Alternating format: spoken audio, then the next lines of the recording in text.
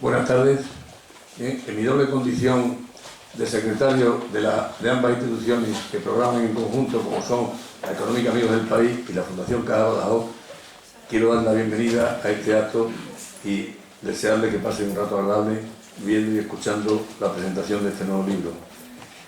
Hoy, en esa programación conjunta que llevamos, que es bastante abundante y que viene muy dedicada a conferencias, presentaciones de libros y a conciertos musicales, hoy tenemos la presentación de un libro, autor del cual es don Fernando Cortés Cortés, es Una ciudad de frontera, y se publicó en 1990, es decir, ya tiene unos días, pero hoy se hace como una reedición y una representación nueva de él. Lo va a presentar don Feliciano Correa Gamero, y yo quiero al mismo tiempo recordarles que dentro de este bicentenario que estamos celebrando, yo ya aprovecho, ya que estamos aquí y que nos da la oportunidad en este acto conjunto con la Fundación, aprovecho para la económica y decirle que en este bicentenario tenemos organizado un ciclo de espacios musicales en los patios de Badajoz.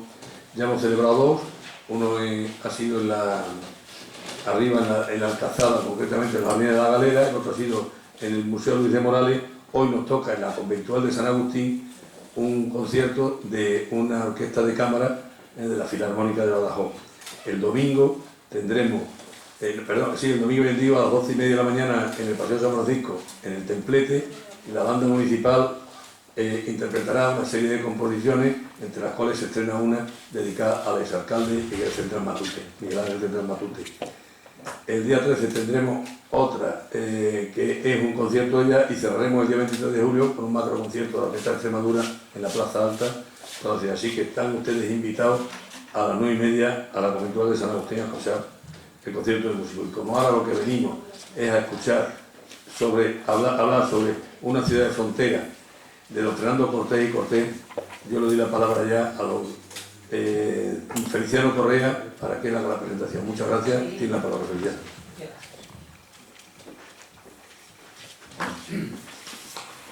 Muy buenas tardes. Sean ustedes bienvenidos a esta sesión cultural. Presidente de la Fundación, que hoy no viene de corbata, tendría que pegar carteles. Señor Secretario General, Concejala de Cultura, me alegro de saludarte y de encontrarte aquí en este acto. También al presidente de la Asociación de Cronistas Oficiales de Extremadura, don Manuel Hurtado, que está aquí. Familia don Fernando Cortés, amigos todos, muy buenas tardes, como digo. Y muchas gracias por la confianza, porque cuando a uno le otorgan esta responsabilidad de presentar un libro, pues se supone que se tiene la confianza del autor y también de la institución donde uno se despacha. Como ha señalado don Carlos Fajardo, este libro tiene 26 años, una edad estupenda, una edad ideal, y más de un cuarto de siglo, pero por esas cosas que ocurrían antes, pues no se presentó en su momento. Claro, la Fundación y la Caja de Badajoz han evolucionado con el tiempo.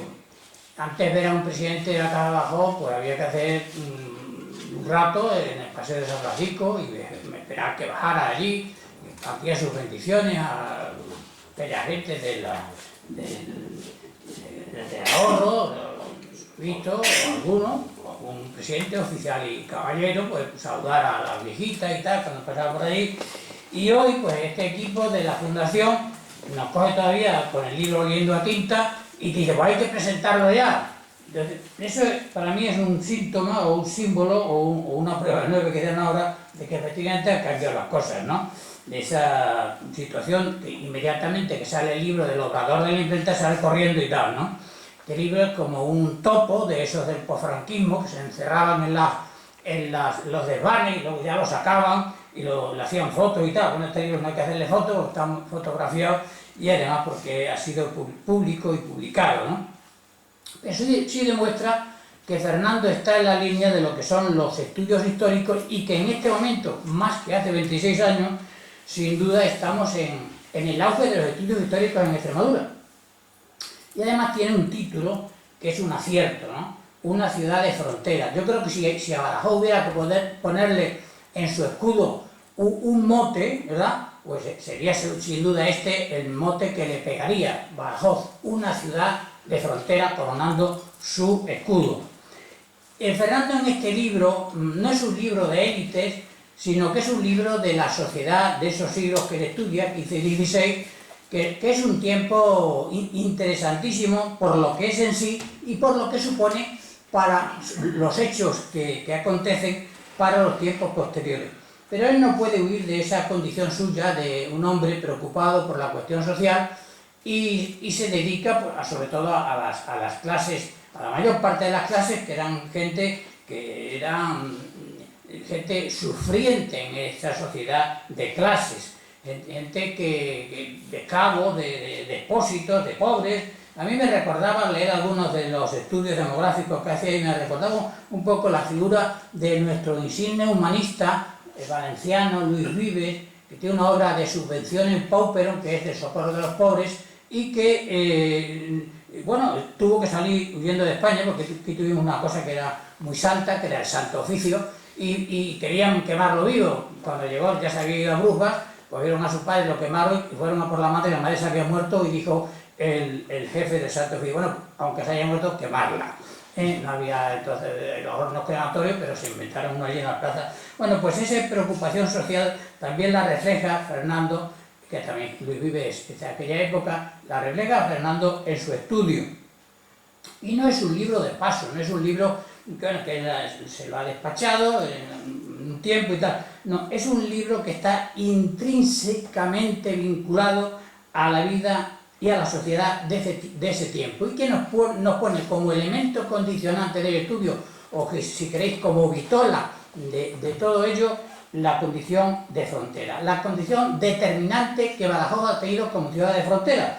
Y eso está bien que lo haya estudiado Fernando Cortés, porque a veces la gente pues escribimos cosas. Yo siempre distingo en los autores del libro los seteros del libro y los seteros de seta. Como sabéis, los seteros del libro son aquellos que cogen el libro, ven la manita no sé cuánto y van a cogerla y se la toman y se mueren.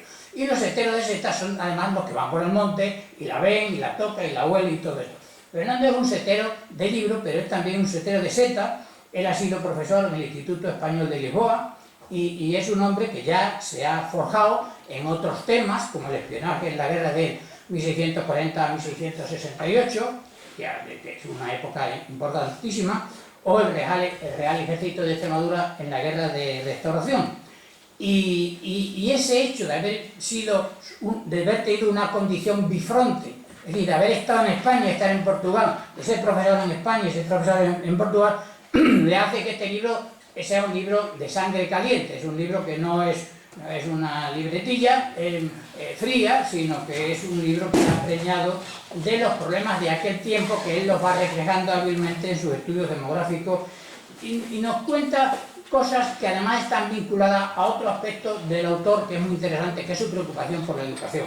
Yo le propuse a Fernando hace ya unos años publicar en la colección que yo fundé de libretillas jerezzanas un libro sobre escuelas y maestros. Y él contaba ahí pues también la sociedad, esa sociedad sufriente del magisterio, esos muertos de hambre, que se decían a los maestros, pasan más hambre que un maestro de escuela, se decía antes, ¿no? Bueno, pues Fernando, y cuenta una historia de una señora que está de maestra en el Valle de Matamoros, que se tiene que atusar para ir a misa y peinarse y dar, que vive en la escuela, que no tiene casa, que no le dan el dinero y tal, y que entonces esa mujer se muere de hambre en la escuela. O sea que aquello que tiene más hambre que un maestro de escuela se hace realidad, y Fernando lo cuenta en ese libro al que me estoy refiriendo. Y se preocupa de esa sociedad sin poderlo remediar. Se preocupa de los niños expósitos, aquellos niños que se exponían en los distintos lugares, en una fuente, en un peldaño, en la plaza pública, para que alguien los recogiera, que siempre los recogían las monjas y luego los iban dando por ahí, y que en Madrid se fueron, o se integraron en un sitio que le dio el nombre a la institución, que era La Inclusa. La inclusa, como información diré que procede el nombre de una isla holandesa, que es Leclis, que en el siglo XV pues se trajeron los españoles a base de traerse cosas, pues se trajeron allí una imagen y la pusieron en ese sitio de los Expósitos. Y le llamaron, pues allí, ese es el sitio donde está la Virgen de la Inclusa, no lo iban a decir en francés, y ese nombre de la Virgen le dio el sustantivo luego a esos niños expósitos que iban a esos sitios. Eran niños de la Virgen de la Inclusa, se quedaron niños de la Inclusa, e incluso el establecimiento era la Inclusa. Bien, pues toda esa cuestión social Fernando la cuenta ahí, y hay varias cuestiones que él sobre todo la pone a relucir. Y es primero los dos elementos que van a condicionar a aquella sociedad, que son la clase social más pudiente y luego la jerarquía eclesiástica, en lo que luego seguramente pues entrará. Pero a mí me gusta decir que cuando decimos que los números cantan, dicen la gente de números, también aquí los números cantan, los números nos hablan solos, que es un libro muy bien estructurado y que Fernando también va a reflejar ahí la inquietud de los profesores de enseñanza media. Los profesores de enseñanza media en Extremadura en los últimos décadas, no muchas décadas, un par de décadas quizás, 2 décadas y media, los últimos 25 años, son un reflejo de la inquietud por la historia de Extremadura. Y además una inquietud fundamentada que ellos van publicando y presentando en esos distintos foros que son las sociedades históricas de Extremadura, que son muchas y que ya las hay en muchos pueblos. Bueno, pues Fernando pertenece a esa generación donde no le gusta el sentido de mitificación de la realidad, sino que se tiene a la realidad. Y para que se construya la historia en lo que él hace y en esos otros profesores a los que me refiero, partiendo de los hechos que han acontecido en nuestro suelo.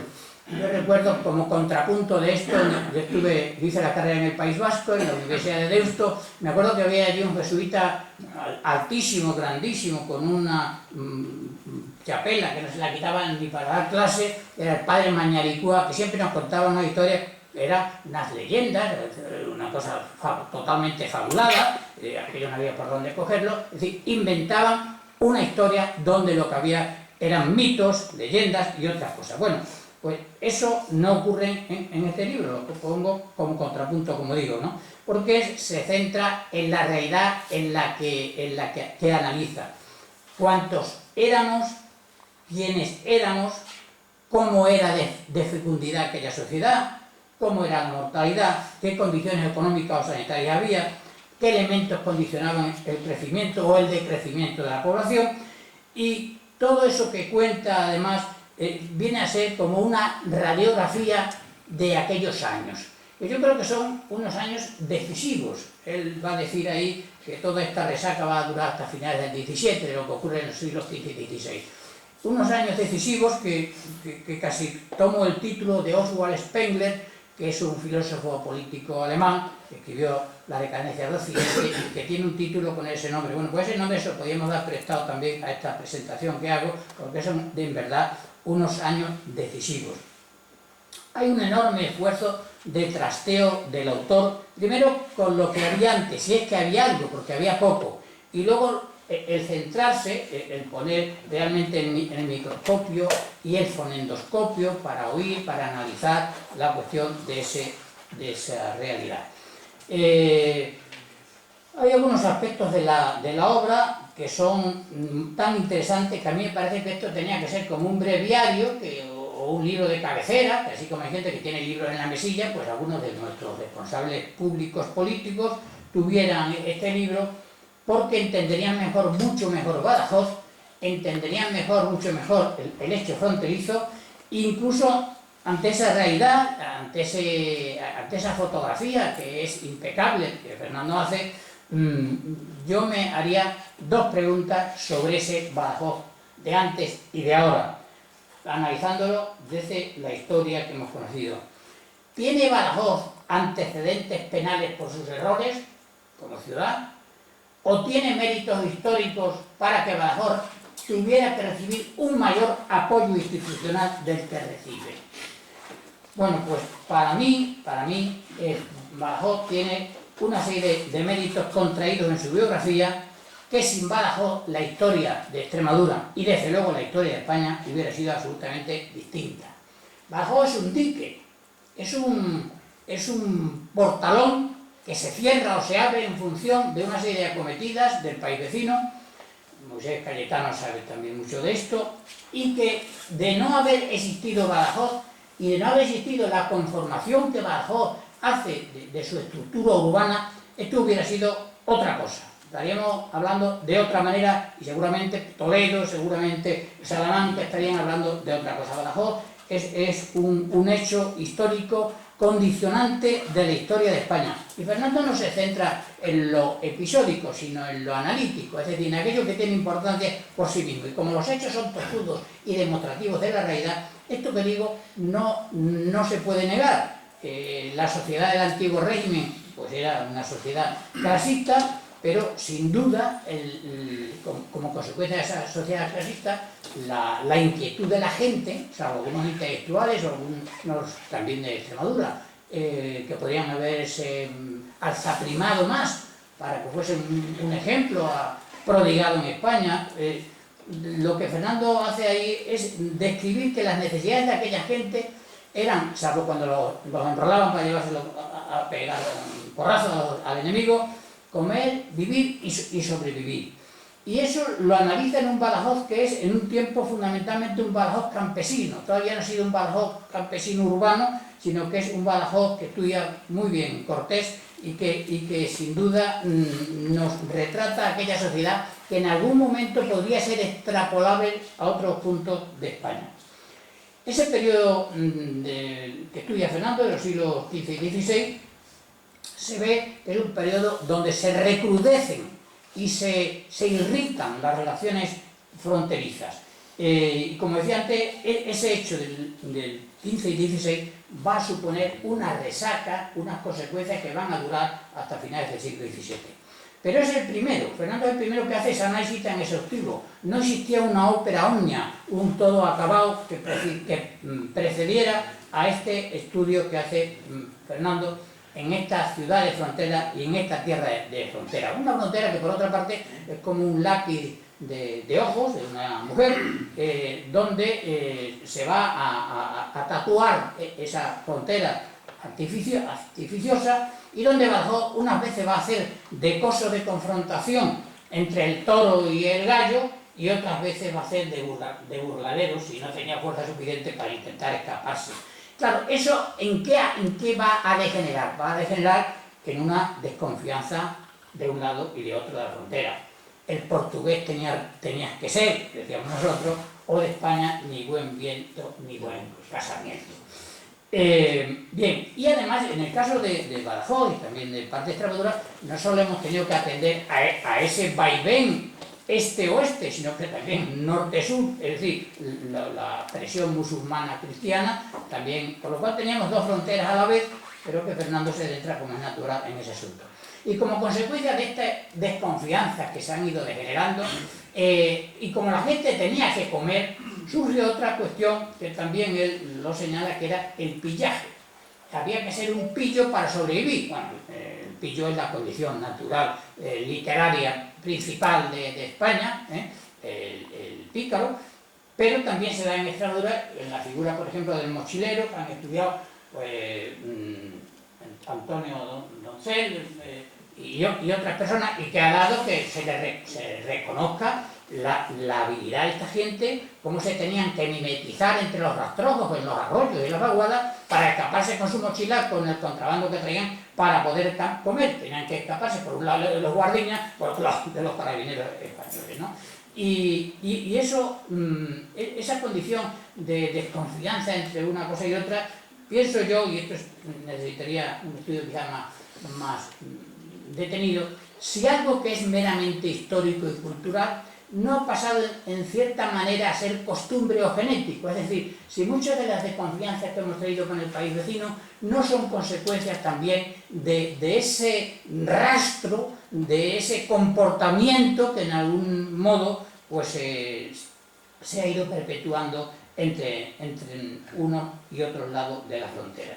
En cualquier caso era difícil conseguir la paz ha sido muy difícil hasta tiempos recientes, porque ya venía en la Edad Media, por ejemplo, cuando en 1297 se firma el Tratado de Alcañices en Zamora, un castillo templario que había en Zamora, Alcañices, pues allí lo que hacen los portugueses es pasarle factura a los castellanos de los excesos inmensos que había hecho Alfonso X el Sabio, que era sabio en algunas cosas, pero para otras cosas no era tanto. Después de ese Tratado de Alcañices, pues nuestra querida Olivenza se fue otra vez para Portugal y luego volvería para acá con el Tratado de Utrecht. Y todo este tema, que es densísimo pero interesantísimo, de esas resfriegas medievales que preceden al texto de Fernando, yo creo que constituyen un documento fundamental y, como digo, que tendría que ser en alguna medida un cierto libro de cabecera, porque parecía como hubiera un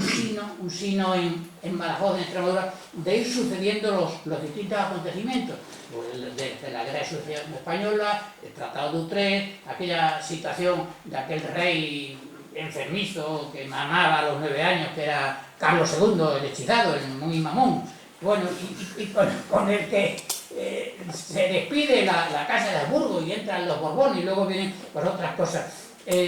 Todo esta, la Revolución Francesa, que fue penosísima para Extremadura. Cuentan que cuando Pepe Botella, José I, se iba, pues, en el camino era interminable las caravanas, donde iban tapices, donde iban cuadros, donde iban joyas, donde iban libros, donde iban tantos documentos. Y eso en Extremadura tuvo unas consecuencias también importantísimas. En fin, para ir cerrando, diré que hemos sido un dique, el dique ibérico ha sido Badajoz, y que también en nuestro caso sí es verdad que el hábito hace al monje también en la ciudad. ¿Y cuál es el hábito de esta ciudad? El hábito de Badajoz son las murallas. Las murallas, gracias a cuya fortaleza, pues no hemos sido muchas veces barridos. La muralla musulmana que rodeaba la Alcazaba, la muralla medieval, la muralla Vauban, una ciudad amurallada que ha servido además de ejemplo en los estudios de militares europeos. Como sabrá Álvaro, ha servido de ejemplo para ver cómo estaba construida una ciudad y cómo se podía ir fortaleciendo. Y eso a nosotros nos ha pasado desapercibido. O sea, que en las escuelas militares europeas se estudia Badajoz como ciudad bien guarnecida por la muralla, y aquí pues poco seminario, pocas cosas hemos hecho. Bien, en cualquier caso esas murallas incluso en el siglo XX fueron ignoradas, despreciadas, aniquiladas en gran parte, ¿no? En una invitación que me hizo el Ayuntamiento de Badajoz en una revista de Semana Santa, de la Feria de San Juan, escribía yo sobre las murallas y señalaba cómo un alcalde de Badajoz, en el mes de diciembre, en el periódico, hacía una especie de resumen del año y decía: ha sido un año de grandes realizaciones, hemos tirado 100 metros de muralla. Bien, vayan a Machada, la de este personaje. Y luego, por otro lado, en este calidoscopio del libro, pues Fernando nos muestra también una ciudad romántica, una ciudad de militares y curas, una ciudad de un tiquismo poco exportable, y que sin duda ha ido constituyendo un Badajoz también como ciudad de encuentro, a pesar de esta diferencia. Una ciudad, fijaos, que en Badajoz tuvo la Capitanía General de Extremadura, la Pagaduría, la Veeduría, y que en un momento dado ese sentido del lugar de encuentro de Badajoz se va a romper, a mi modo de ver, y ya esto es un comentario que me permito hacer una licencia, dada la inquietud de esta casa por el tema de las comunicaciones. Yo creo que si no resolvemos ese asunto de las comunicaciones, pues Badajoz, que tuvo aquel protagonismo de centralizar una serie de cuestiones de administración pública, que no pudo hacer una gran feria como se hizo en Trujillo, como se hizo en Zafra, porque realmente no era un lugar de paz. Sin embargo, sí, Badajoz es verdad que tendría que recuperar ese protagonismo, ese lugar de encuentro y ese espacio que necesariamente tendría que ver cómo nos vamos a lograr comunicar con el resto del país, con Portugal, y no voy a hablar del canal de Panamá, que ya se habla aquí otras veces y todas esas cosas, ¿no?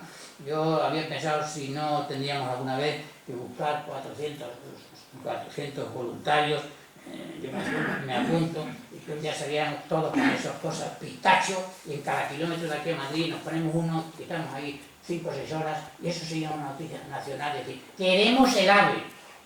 Ya, antes de ayer hablaba Rajoy en Murcia diciendo, no, está ya a punto de terminarse. Y aquí el último gran camino de los grandes caminos de España, que fue la Vía de la Plata, se acabó hace unos meses ahí en Zamora, y del otro, qué vergüenza, ¿no? Y claro, eso no puede ser. Y este libro me da pie a decir estas cosas, porque hay dos maneras de presentar un libro como un elemento hebraico, talmúdico, donde uno se atiene al libro, y otro que es el análisis griego, el que yo estoy practicando, partiendo de un texto, analizar la realidad y las consecuencias que deben o que pueden derivarse de ella.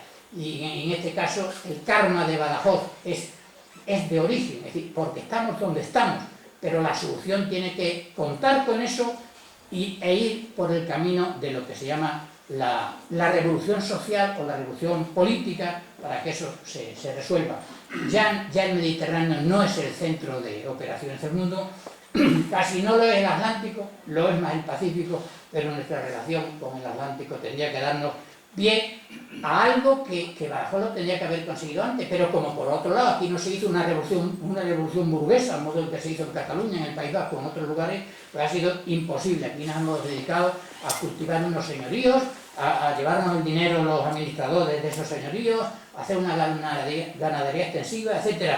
Y Badajoz no bebió en esas corrientes progresistas, algunos cuantos que todos conocemos y que participaron en las Cortes de Cádiz, pero en general Badajoz ha sufrido ese karma de su propia situación y siguió bebiendo en lo teocéntrico y no en lo antropocéntrico, eliminando esas posibilidades. Si Fernando Cortés se llamara de otra manera y hubiera nacido en Londres y fuera un hispanista extranjero, hoy no cabríamos aquí. Pero aquí no habríamos venido porque es que viene Hughes Thomas, y pues toma, vamos para allá y nos vamos a escuchar. Pero claro, a un tío de Pardaleras que hace un estudio de esto, pues no nos toman en serio. Y entonces por eso existe el síndrome de Mirabete para arriba parece que es otra cosa, entonces vienen aquí a Tarifa y me recuerdan como aquellos estampas coloniales donde un señor iba en un barco a las playas africanas vestido de blanco, con sombreros blancos, y cuando llegaba allí pues los nativos se echaban al suelo, ¿no? Bueno, aquí no nos echamos al suelo ya, pero indudablemente se valora más a alguien de fuera que a alguien de dentro. Y eso es malo porque aquí hay gente muy capaz, como es el caso del 2 veces doctor Cortés, que nos ha hecho el honor de escribir este libro y que es de plena autoridad. Pero a veces se acierta, a veces en Badajoz incluso acertamos. Y uno de los aciertos que se ha cometido últimamente es hacerlo cronista de la ciudad de Badajoz. Cronista oficial de la ciudad. Un papel que por otra parte él ya venía desempeñando, como podéis imaginar por las referencias que he hecho de él. Pero Fernando es un valor por ese conocimiento que tiene de primera mano, más acá y más allá de la frontera, y el hecho de haberle hecho cronista pues puede sin duda ayudar a la ciudad, al ayuntamiento y a la imagen de Badajoz, porque la función de cronista es muy amplia. Este es un libro de indagación, es un libro valiente, es un libro testimonio, no se inventa nada. El lector, según va leyendo, va encontrando sugerencias.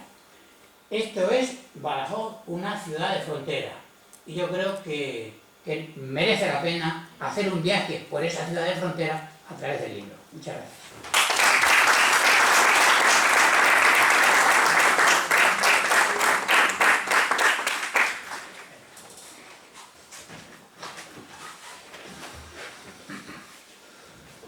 Señores y señores, amigas, amigos, muy buenas noches.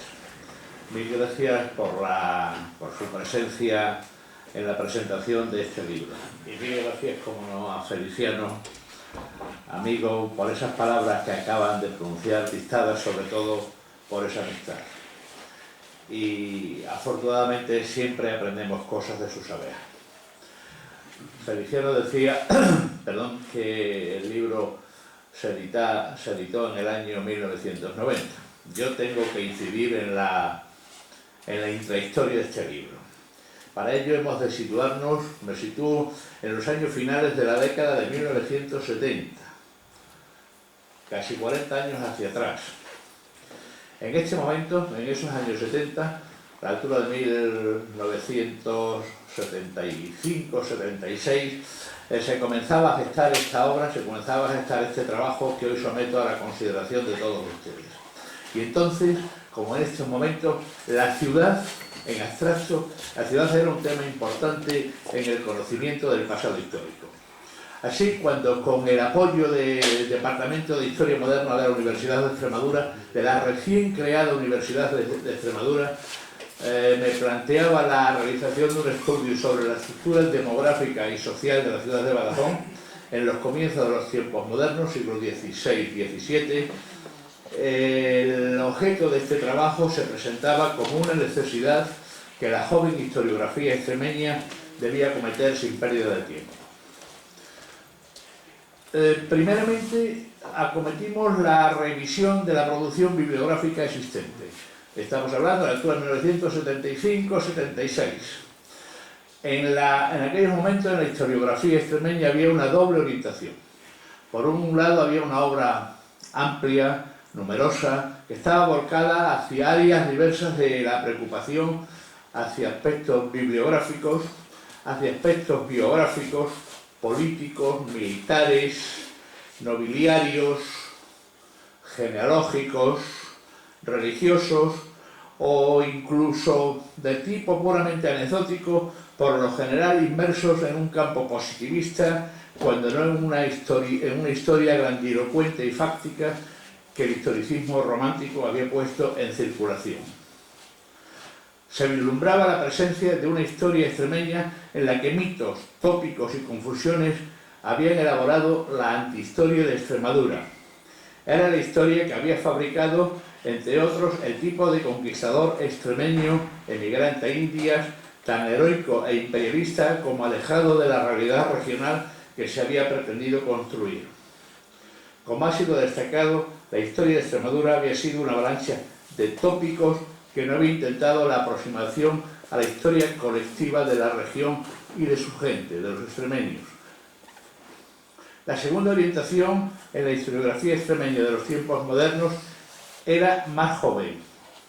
Me sitúo a la altura de 1970 y tantos.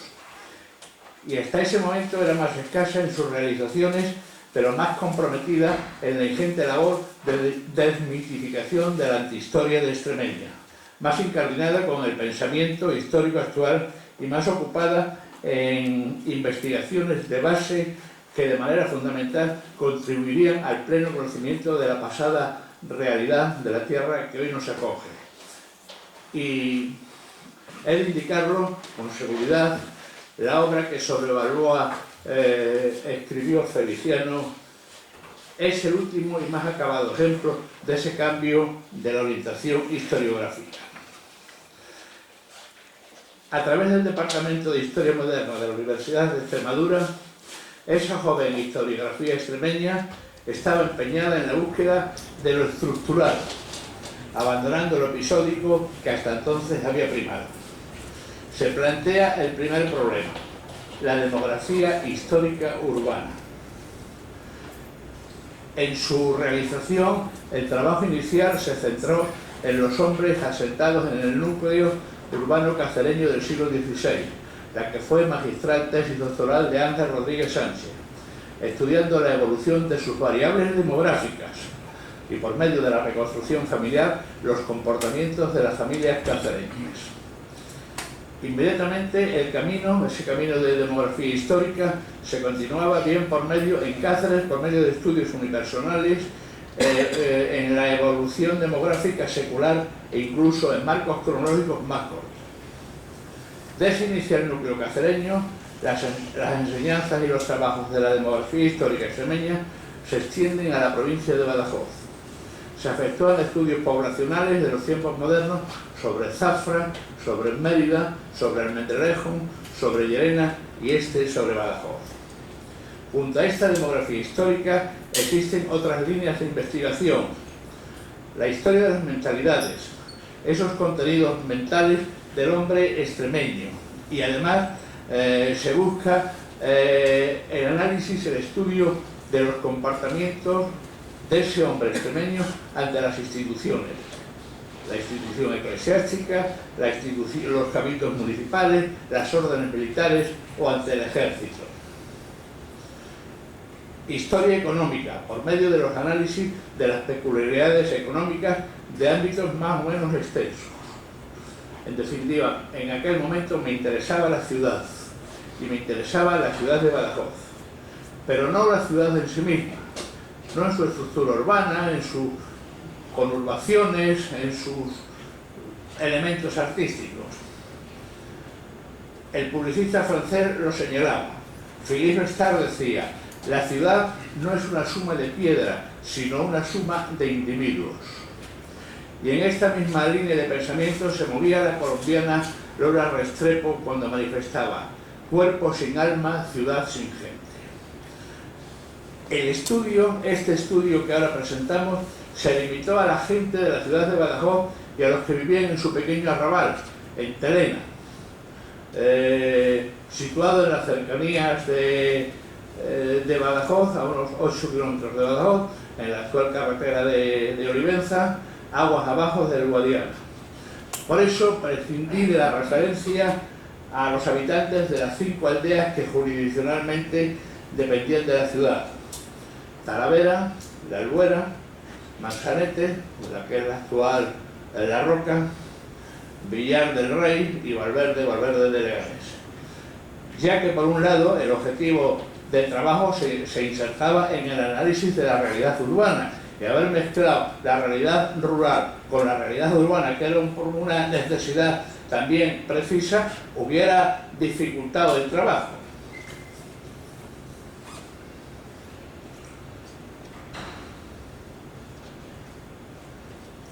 En Badajoz, la realidad del problema urbano, del complejo urbano, era muy complejo, ya que había que tener en cuenta algo a lo que ya he hecho referencia y que yo creo que distingue esencialmente a la ciudad de Badajoz: su condición de frontera. Ya desde los primeros tiempos medievales, la frontera extremeño-alentellana, extremeño-portuguesa, es una frontera conflictiva. En tiempos de la dominación árabe, en tiempos de los primeros reinos cristianos. Y esto nos presentaba, nos acercaba, nos planteamos cuáles eran las funciones de la ciudad y diferenciábamos en primer lugar esa función militar, que es fundamental. La muralla y los militares son habituales en el vivir urbano. De modo especial a partir de 1580, momento en el que Badajoz se ve obligada a reasumir una vieja función militar que había ejercido en la guerra de sucesión a la corona de Castilla, en la guerra entre Isabel la Católica y Juana la Beltraneja.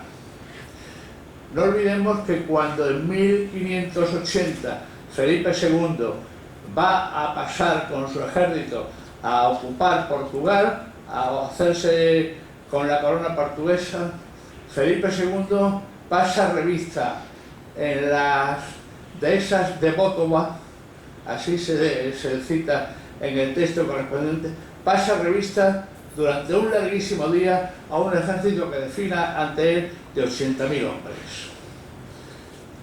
80.000 hombres en las inmediateces de Badajoz.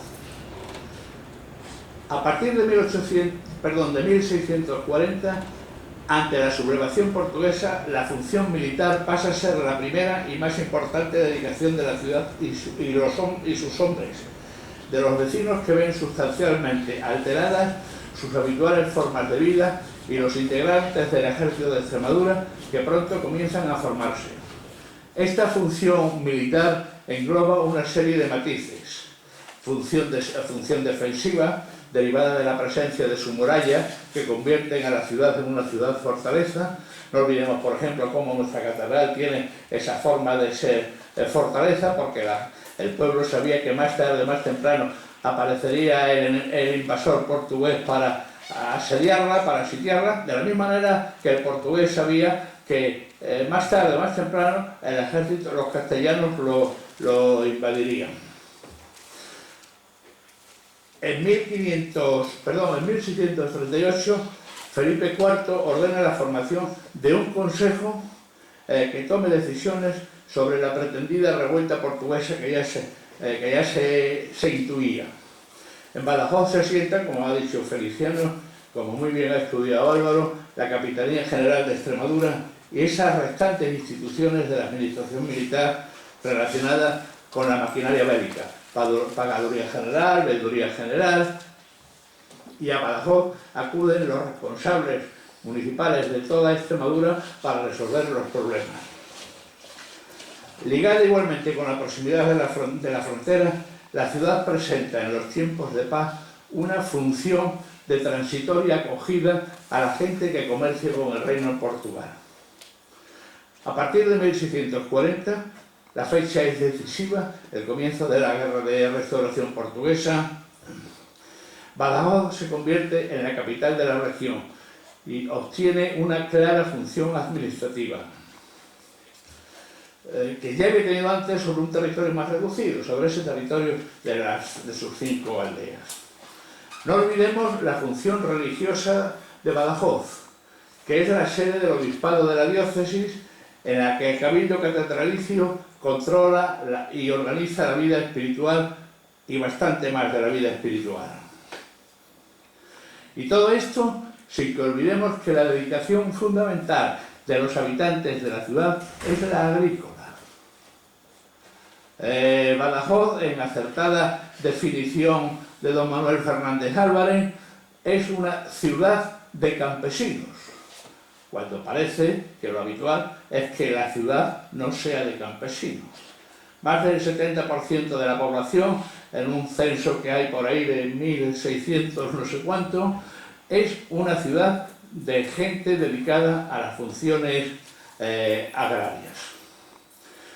En definitiva, Badajoz se presenta variada en sus funciones: agrícola por las actividades económicas de sus vecinos, militar por las cercanías a la frontera, la sublevación portuguesa y la decisión regia que la convierte en capital de Extremadura, y administrativa por su propio carácter urbano, por su emplazamiento en una ruta muy frecuentada.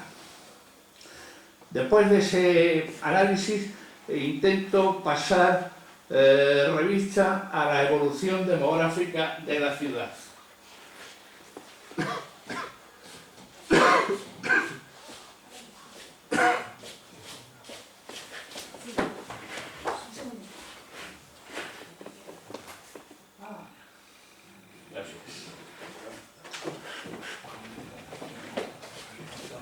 Esa es la portada del libro, Badajoz 1990. Vamos a ver un poco lo que es la evolución demográfica, dar una perspectiva general. En 1632 es la primera averiguación de los tiempos modernos. El documento dice que la ciudad de Badajoz y sus lugares, 3.559 vecinos percheros de esta manera. En la ciudad de Badajoz, 2.000 vecinos: Almanzarete, Valverde, Villar del Rey, Talavera, Telena y La Aluera. Telena, recuerdo, que es el barrio, el arrabal de la ciudad de Badajoz, posiblemente con unas claras funciones de parachoque, de defensa ante la posible ataque de los portugueses que viven en Olivenza.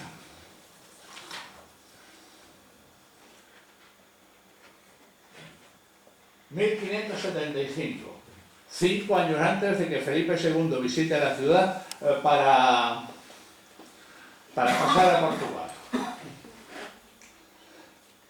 en ese momento se soluciona un pleito entre el cabildo secular y el cabildo eclesiástico que quieren que se incremente el número de parroquias en la ciudad.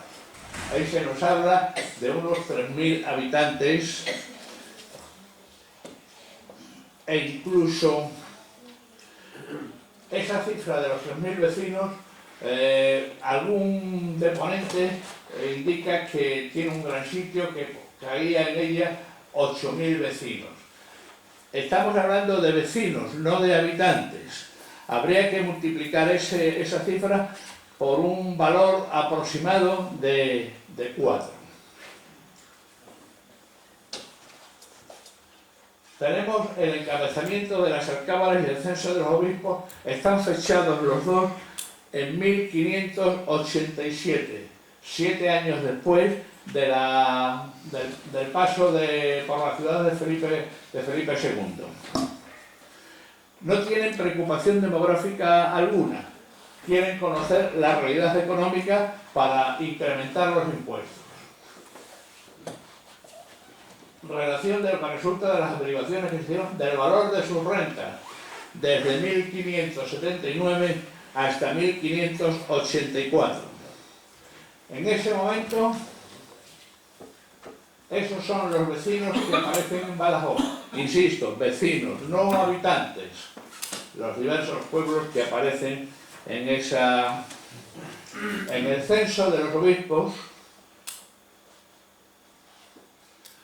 que no lo publica el eclesiástico Tomás González hasta 1829, esos son los vecinos de la ciudad. Luego intentaré hacer una recapitulación de todos estos diversos censos que van apareciendo. El censo de 1591 tiene también un carácter puramente fiscal. Vecinos pecheros, vecinos hidalgos, vecinos clérigos y vecinos religiosos. Porcentajes y hay que formular una precisión. ¿Cuál es el clero regular que existe en ese momento en la ciudad de Badajoz? Esos que aparecen por ahí, 37 franciscanos que están exentos de contribuir a la Real Hacienda estatal y las diversas órdenes de varones y de mujeres que tienen que contribuir de tal manera que cada 10 religiosos tiene la consideración de un vecino. Emito cualquier otro comentario sobre el tema. ¿Qué ponéis?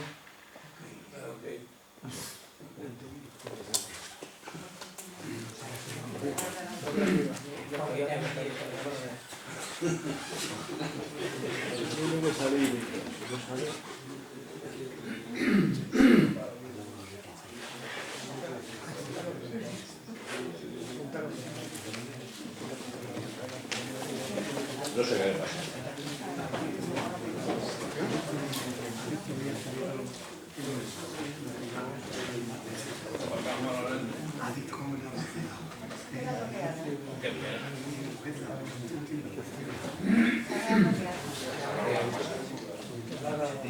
Hablamos de la iglesia. Es lo que tocaba.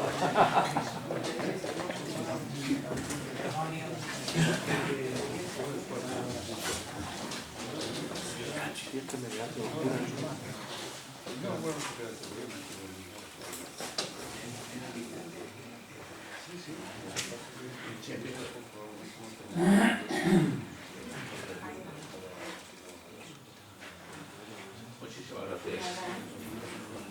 Ese vecindario de 1631 es una fuente municipal. Es una fuente que se encuentra en los libros de acuerdos capitulares del Ayuntamiento de Badajoz. Esa es lo que dice el corregidor de la ciudad, 2.558 vecinos, más los 115 vecinos de Terena, del Arrabal.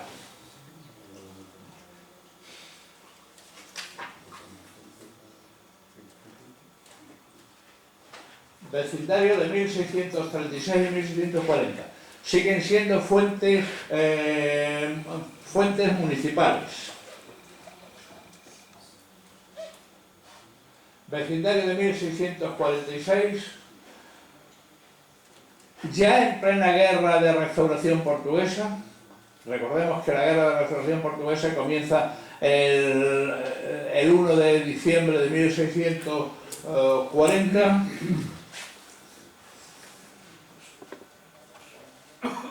Y esos son los vecinos que aparecen en las diversas localidades. Badajoz, 1.243 vecinos. Si recuerdan los valores actuales, anteriores estaban en torno a 2.500. Las consecuencias de esa lucha, de esa acumulación de soldados en la ciudad, son evidentes.